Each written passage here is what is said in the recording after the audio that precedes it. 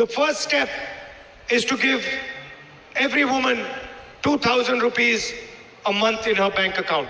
முதல் அடிப்படையிலே வரக்கூடிய காலங்களில் தமிழகத்தில் இருக்கின்ற ஒவ்வொரு பெண்ணுக்கும் மாதம் 2000 ரூபாய் வழங்குகிற திட்டத்தை இந்த அரசு வந்தவுடனே அதை நிறைவேற்றி கொடுக்கும். And to ensure that every woman who buys property for the first time gets to register her property for free. தமிழகத்திலே முதல் முறையாக சொத்து வாங்குகின்ற பெண்களுக்கு அவர்களுக்கு பத்திர பதிவு கட்டணம் முழுமையாக இலவச தள்ளுபடி செய்யப்படும் என்பதையும் தெரிவித்துக் கொள்கிறேன். For landless farmers, we are going to give 6,000 rupees every year. நிலமற்ற விவசாயிகளுக்கு வருடத்திற்கு 6000 ரூபாய் வழங்கப்படும். And senior citizens and differently able people will get 2,000 rupees every month into their bank account to support them. மூத்த குடிமக்களுக்கும் மாற்றுத்திறனாளிகளுக்கும் மாதம் ரூபாய் 2000 வழங்கப்படும். 2,500 rupees a month for food security to support families so that they have enough to eat. எல்லா ஏழை குடும்பங்களுக்கும் உணவு பாதுகாப்புக்காக மாதம் ரூபாய் 2500 வழங்கப்படும்.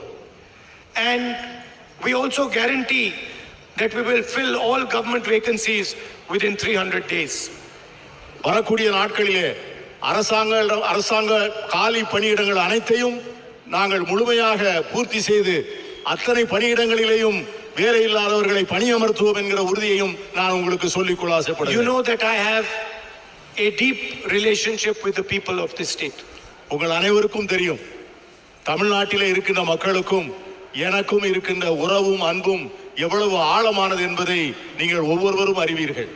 You can ask anybody in Tamil Nadu who is the one person who's not born in Tamil Nadu who will protect Tamil interests, and the answer will be Rahul Gandhi.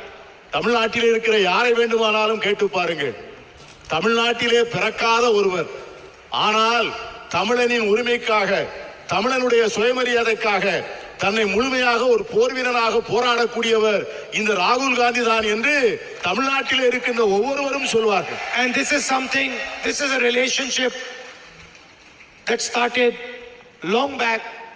You had love and affection for my grandmother, for my father, for me, for my sister.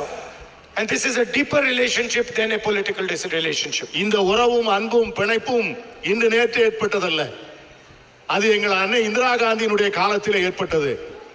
என் தந்தை ராஜீவ் காந்தியினுடைய காலத்தில் ஏற்பட்டது. என் மேலும் என் சகோதரியின் மேலும் நீங்கள் பொழிகின்ற அன்பையும் பாசத்தையும் பார்த்து நான் நெகிழ்ந்து போயிருக்கிறேன்.